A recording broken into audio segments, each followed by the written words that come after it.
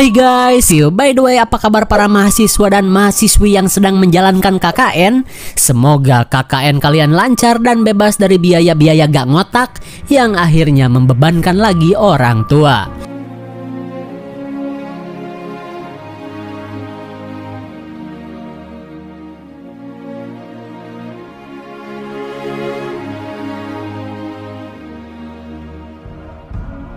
Film ini berjudul KKN di Desa Penari 2022. Sebenarnya, film ini sudah direncanakan rilis di tahun 2021.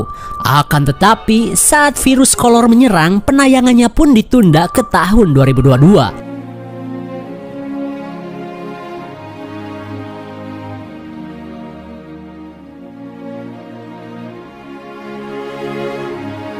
Film ini mengisahkan tentang sekelompok mahasiswa yang ber-KKN di sebuah desa terpencil. Namun semuanya berubah saat salah satu dari mereka melakukan hal-hal yang pamali hingga membuat mereka terkena masalah yang mengerikan. Dan katanya film ini diangkat dari kisah nyata.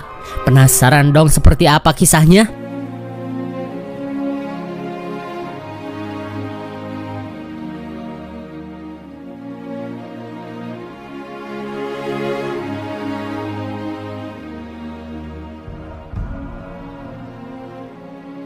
Scene berlanjut dengan kedatangan dua mahasiswi menggunakan mobil rentalan. Terlihat mahasiswi berkerudung cantik bernama Nur baru saja turun. Lalu tiba-tiba Nur heran saat melihat seorang abah-abah terus memperhatikannya. Entah apa maksud si abah. Hingga pelangap-pelongo Nur ini pun ditegur temannya yang seksoi bernama Ayu. Dan tanpa berlama-lama, kakaknya Ayu langsung mengajak mereka menggunakan ojek japri paling trendy di kampung ini. Karena katanya, perjalanan menuju desa terakhir hanya bisa dijangkau menggunakan ojek saja.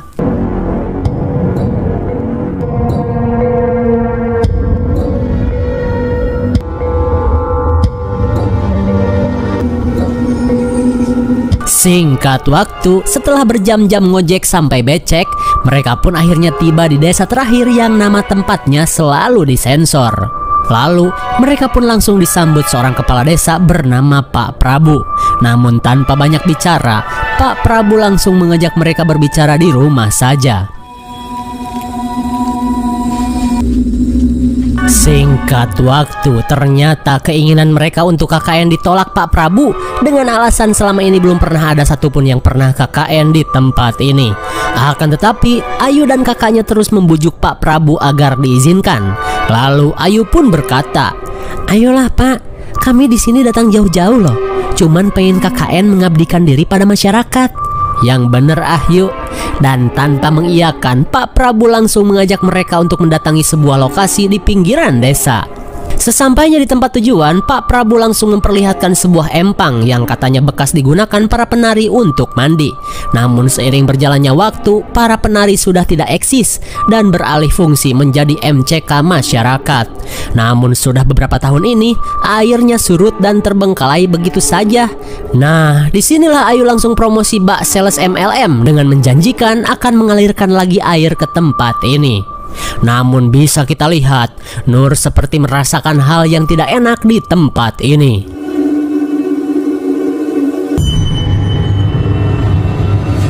Oh my god, apakah itu Bigfoot Indo? Singkat waktu, beberapa minggu kemudian, akhirnya mereka pun diizinkan KKN dan rombongan Ayu pun OTW menuju desa tersebut.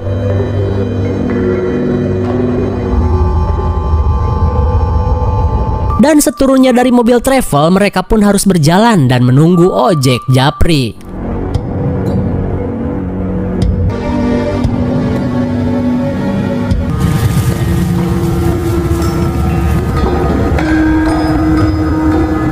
Namun di tengah apruk-aprukan, tiba-tiba Nur dan Widya mendengar suara gamelan yang entah berasal dari mana.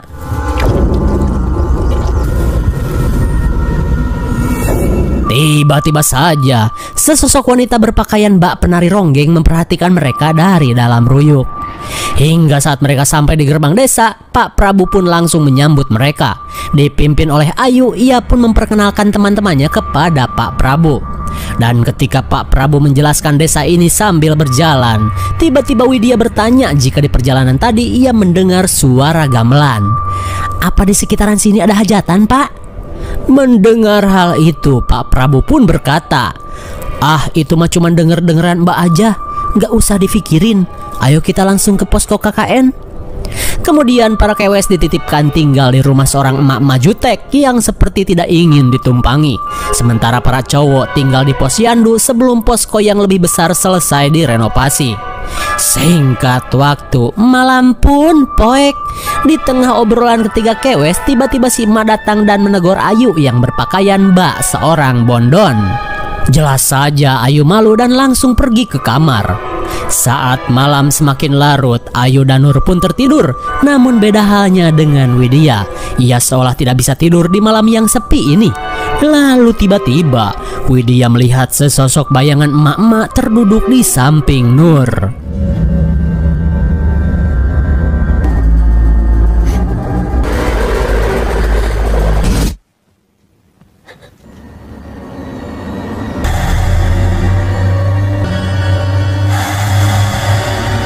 Ternyata sosok itu sedang mengusap-ngusap kepala Nur yang sedang tertidur bagaikan menyayanginya.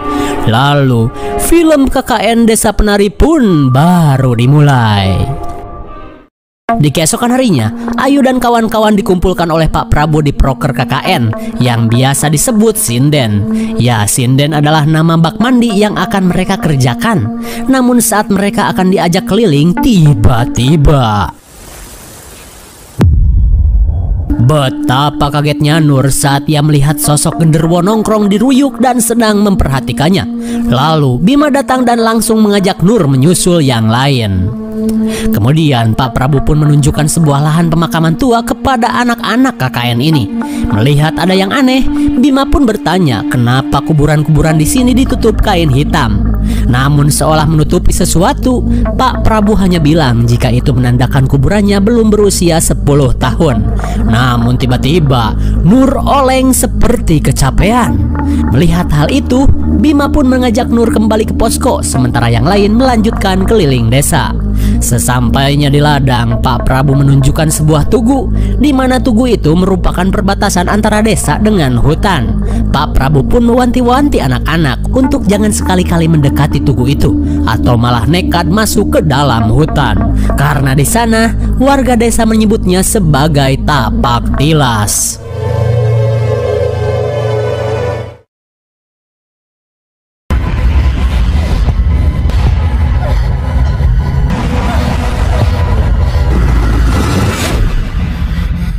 Oh, ternyata Nur yang sehabis pingsan mengalami mimpi buruk diserang genderuwo.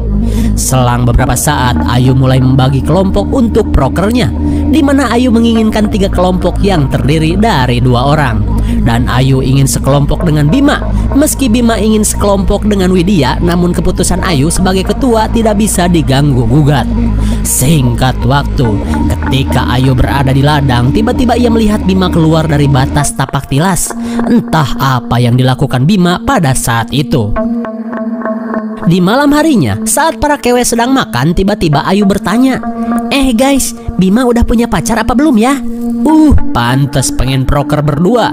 Di keesokan harinya, saat Nur dan Widya akan mandi, Widya pun heran karena selama tinggal di desa ini, ia tidak pernah melihat orang yang seumuran dengan mereka. Dan kebanyakan yang terlihat hanyalah bapas-bapas dan orang-orang tua saja. Namun Nur menganggap jika mungkin anak-anak muda di sini sedang pergi merantau ke kota. Sesampainya di sinden, Widya seolah ketakutan dan meminta Nur untuk jangan lama-lama mandinya. "Enggeh, Wid." Dan saat Nur masuk, Widya malah pelangap-pelongo dan memperhatikan sesajen yang disimpan di tempat itu. Kembali kepada Nur saat ia bersiap mandi.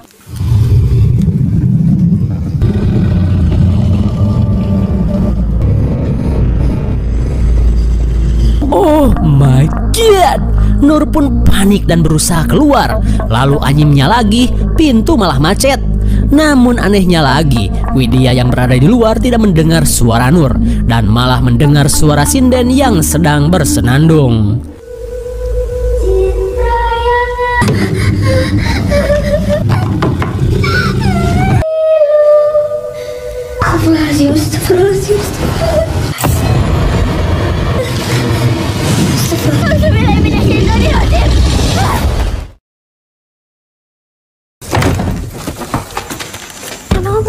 Loh kok nggak jadi mandi, Nur? Ya wes giliranku.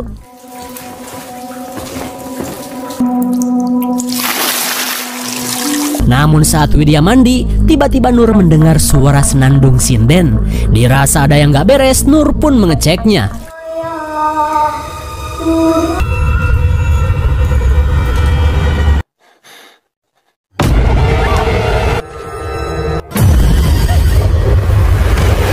Dirasa keadaan semakin aneh, mereka pun bergegas pulang ke posko. Saat malam poek, Nur yang merasa resah menemui Pak Prabu yang kebetulan sedang bersama seorang tetua desa. Nur pun berkata jika selama tinggal di sini ia merasakan ada hal yang aneh. Dan tiba-tiba si tetua dukun menyodorkan segelas kopi yang sudah dibuat untuk 3 orang. Seolah ia tahu jika akan ada seorang tamu yang datang. Lalu saat Nur meminumnya, manis yo mbak. Singkat waktu, si Mbah pun memulai sebuah ritual di kawasan sinden. Kemudian si Mbah berkata jika apa yang Nur lihat adalah makhluk yang menguasai tempat ini, di mana makhluk itu seolah marah dengan apa yang Nur bawa ke desa ini. Putumu tibae nggaru. Ternyata Nur mempunyai seorang penjaga yang selalu melindunginya kemanapun Nur pergi. Si Mbah pun berkata, nenek gak usah khawatir, keselamatan cucumu sudah menjadi tanggung jawabku. Dan di sisi Ruyuk, si genderuwo pun sedang asyik menyantap sesajen yang diberikan si Mbah. Kembali ke posko Putri, Widya lagi-lagi tidak bisa tidur. Lalu ia pun pergi keluar karena penasaran saat mendengar suara sinden yang sedang bernyanyi. Dan betapa kagetnya Widya saat ia melihat sosok yang seperti Nur.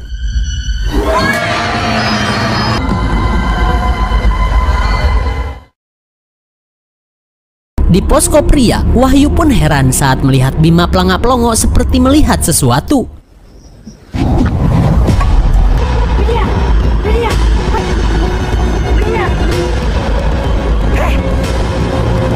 Ternyata Widya sendirilah yang sedang menari. Terlihat semua orang pun heran dengan sikap Widya yang bak kerasukan.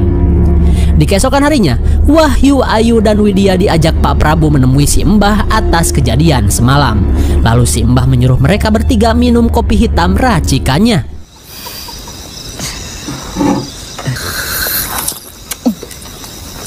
Saat Ayu dan Wahyu minum kopi hitam itu jelas terasa pahit. Namun saat Widya meminum kopi itu, yang ia rasakan justru manis dan malah menghabiskannya. Melihat keanehan itu, si Mbah pun berkata jika Widya adalah tipe wanita yang gampang banget disukai makhluk halus. Maka dari itu, si Mbah sedikit memberi campuran jigong kencur untuk meredakan keanehan Widya. Di sisi lain, Nur yang sedang bersama Anton terlihat berbicara serius mengenai Bima. Karena setiap malam Anton sering mendengar suara desahan Bima dan seorang wanita di dalam kamar. Bahkan Anton pernah menemukan sesajen di kamar Bima. Dan karena Nur gak percaya, Anton pun langsung mengajak Nur untuk membuktikannya.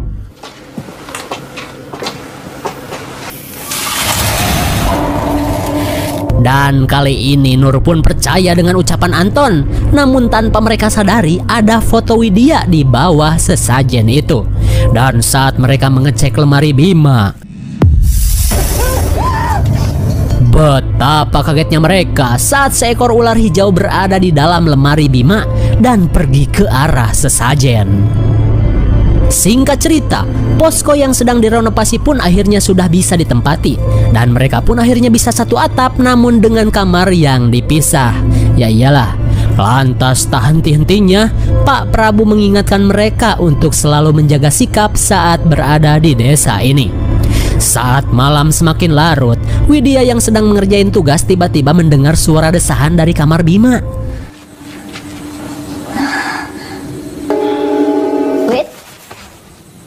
Dan ketika Ayu datang, mereka pun heran dengan suara desahan itu.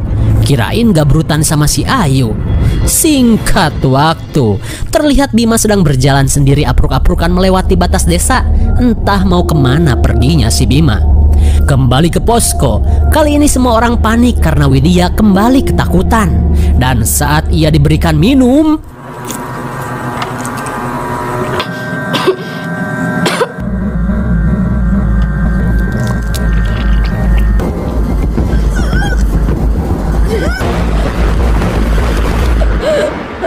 sontak semua orang pun mengira jika Widya sudah diguna-guna. Di keesokan harinya, Nur yang akan tugas tiba-tiba mendengar suara Ayu dan Bima sedang cekcok. Dari percakapannya, Bima sedang marah karena Ayu sudah menghilangkan benda yang harusnya diberikan kepada Widya. Entah benda apa yang sedang mereka bahas. Dan di sore harinya, Ayu dan Nur dipanggil Pak Prabu yang menginginkan mereka untuk menyudahi saja KKN di desa ini karena ia khawatir semakin banyak hal aneh yang terjadi. Namun jelas saja Ayu menolaknya. Namun beda halnya dengan Nur yang seolah mengerti dengan maksud Pak Prabu. Sepulangnya dari rumah Pak Prabu, Nur menyampaikan itu kepada Anton dan Wahyu tentang apa yang Pak Prabu inginkan. Tapi jelas saja mereka serba salah karena hal itu tidak akan diterima oleh kampus. Hingga saat Bima datang dengan gelagat aneh, Nur masih ragu untuk membahas sesajen yang ada di kamar Bima. Di keesokan harinya, Nur yang tidak menemukan Bima dan Ayu di ladang mulai curiga jika mereka mojok di area hutan Tapak Tilas. Hingga Nur akhirnya memberanikan diri untuk melintasi kawasan terlarang itu. Dan di sisi lain terlihat seorang wanita sedang merosot ke celana dengan Bima yang sudah siap diulek. Dan ternyata itu adalah Ayu yang sudah bersiap menghajar lelaki idamannya. Di dalam kolam keramat mereka pun akhirnya melakukan hal nista dan tercela. Kembali kepada Nur yang sudah jauh apruk-aprukan. Ternyata ia menemukan sebuah pondok pagelaran tari yang sudah terbengkalai. Lalu ketika ia pergi ke WC, oh my god, betapa kagetnya Nur saat melihat Ayu dan Bima yang sedang benerin sleting baru saja keluar dari dalam WC. Di sisi lain, terlihat Widya dan Wahyu baru saja pulang beli perbekalan dari pasar yang jaraknya sangat jauh. Alhasil mereka pun kemagriban di jalan. Lalu di tengah jalan Wahyu berkata, "Wid, kebayang gak kalau tiba-tiba motor mogok? Mana jauh dari bengkel?" Dan benar saja, perkataan Wahyu pun dikabulkan. Mereka pun bingung mana lagi di tengah hutan. Lalu tiba-tiba mereka melihat seorang kakek-kakek nongkrong gak jelas. Lalu si kakek pun menyuruh konco-konconya untuk membantu Wahyu. Dan Wahyu diajak si kakek menunggu sambil ikut acara hajatan. Mendengar acara hajatan, sontak Wahyu pun sumringah.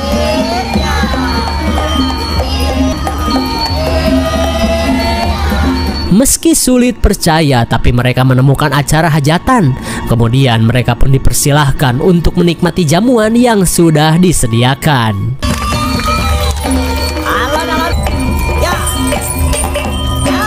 Dan saat melihat seorang dawuh, Widya pun seolah ketakutan. Ia pun langsung mengajak Wahyu untuk segera pulang. Karena kebetulan si Abah berkata jika motornya sudah selesai diperbaiki. Namun karena belum puas makan, Wahyu pun membungkus makanan-makanan yang sudah disediakan.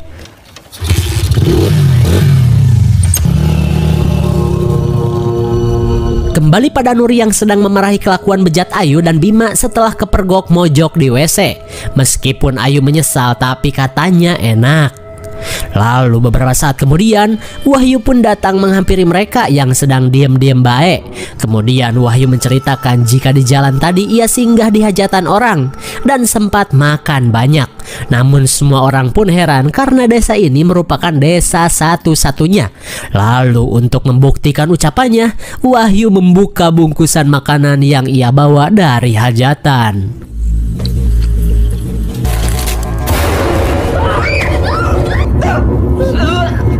Ternyata yang mereka bungkus adalah kepala monyet. Singkat cerita, Nur yang penasaran mulai membongkar tas milik Ayu, dan betapa kagetnya Nur saat ia menemukan selendang dawuh di dalam tas. Lalu tiba-tiba Widya yang seperti dirasuki datang dan memperingatkan Nur untuk jangan ikut campur urusannya. Timbangane.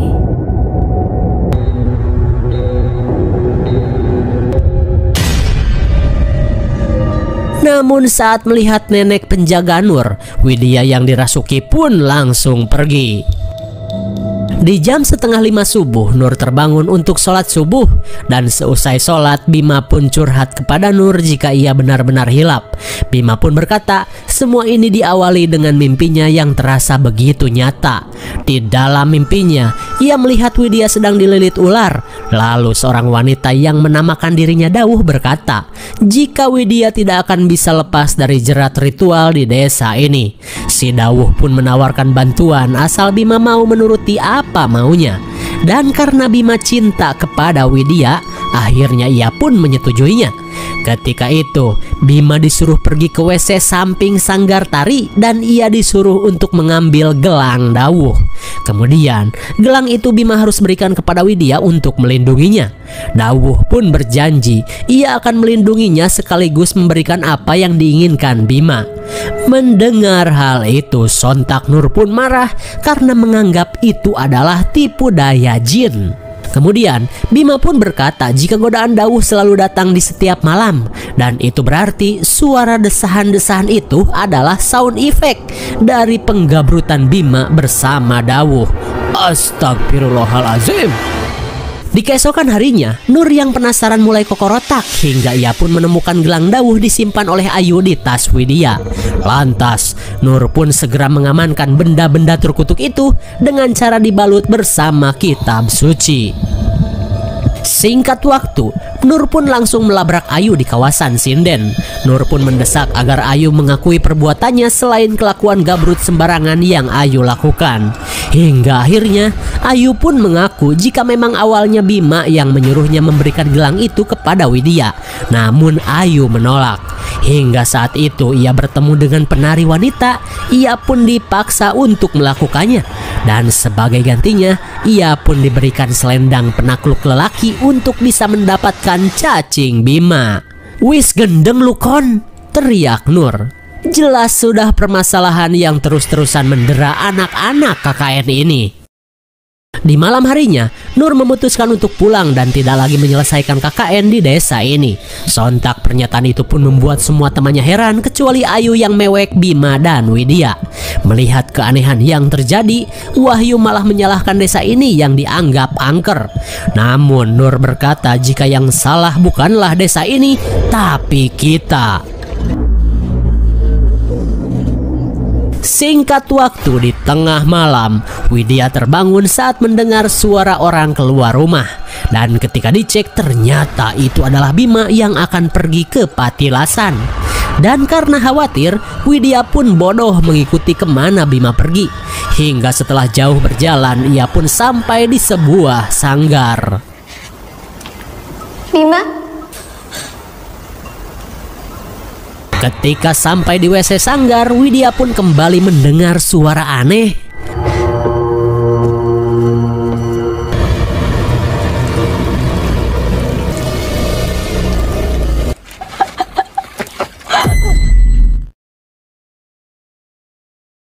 Singkat waktu, kini Widya sedang dijadikan bahan tontonan bagi warga gaib. Hingga datanglah Dawuh yang terlihat sangat menyukai Widya. Di sini ya Yondo.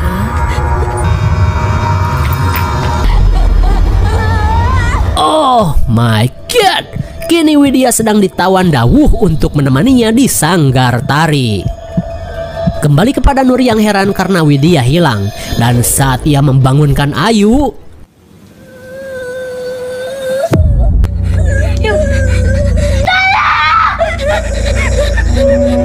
betapa kagetnya semua orang saat melihat Ayu mengalami kondisi yang mengerikan. Kembali pada Widya di alam lain. Ternyata jiwa Ayu sudah diambil Dawuh dan disuruh menari di sanggar setan ini.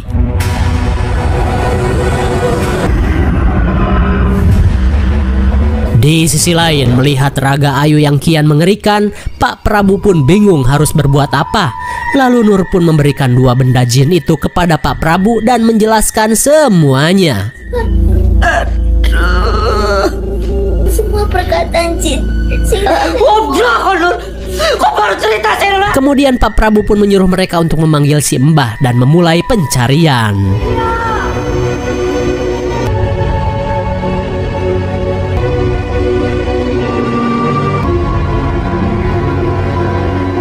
Kembali pada Nur bersama si Mbah. Lalu si Mbah pun menjelaskan asal muasal dari 2 benda itu, di mana dawuh itu adalah gelar bagi seorang penari terkenal bernama Badarawuhi. Dan gelang ini hanya bisa dipakai oleh dawuh yang terpilih. Sedangkan selendang digunakan untuk memikat siapapun yang diinginkan si dawuh. Si Mbah pun menjelaskan jika Sukma Ayu sedang ditahan di Angkoro Murko.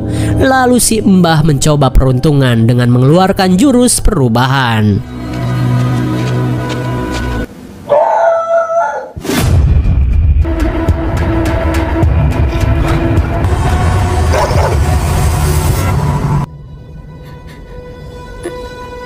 Akhirnya si Mbah menemukan Widya dan berusaha menjemputnya. Akan tetapi Ayu, dia tidak dilepaskan oleh Badarawuhi.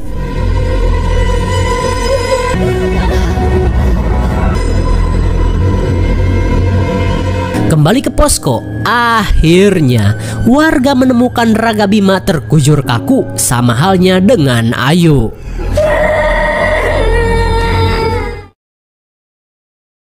Di pagi harinya, akhirnya Widya berhasil lolos dan dibawa si emak menemui teman-temannya.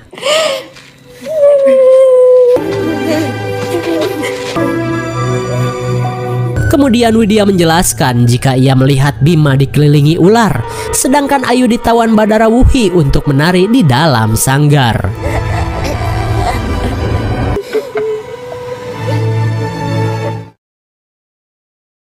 Singkat waktu, si Mbah menjelaskan kondisi Bima dan Ayu, di mana Bima kini menjadi pangeran ular dan akan terus mengawini Badarawuhi untuk berkembang biak. Sedangkan Ayu sudah dijadikan dawuh yang baru dan akan terus menari sejengkal demi sejengkal mengelilingi seluruh hutan yang ada di kawasan ini. Dan untuk hal itu, si Mbah sudah tidak bisa lagi membantu.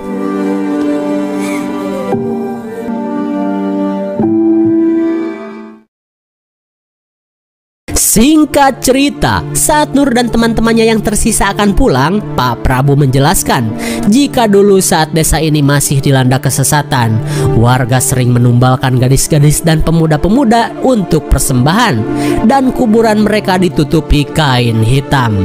Itulah sebabnya di desa ini tidak ada wanita dan pemuda seusia mereka.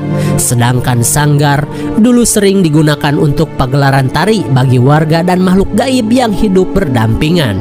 Dalam kesedihan, Pak Prabu pun meminta maaf kepada Nur dan begitu pula dengan Nur. Lalu Nur dan teman-temannya yang tersisa pun meninggalkan desa dengan perasaan bersalah yang tidak akan bisa hilang sampai sekarang. Dan menurut informasi, Bima meninggal setelah 4 hari mereka pulang, sedangkan Ayu meninggal setelah 3 bulan kemudian. Hingga di tahun 2013, cerita Nur dan Widya selesai direkam oleh seseorang dan bisa dibuat film di tahun 2021. Namun Nur dan Widya berpesan jika nama desa dan juga nama-nama mereka harap disamarkan.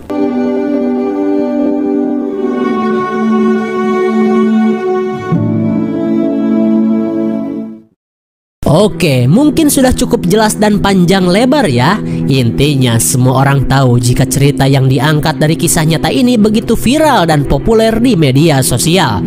Bahkan sampai dibuatkan versi layar lebarnya. Tak ada lagi yang perlu dijelaskan karena semua sudah jelas. Di film ini kita diajarkan untuk selalu menjaga sikap dimanapun itu.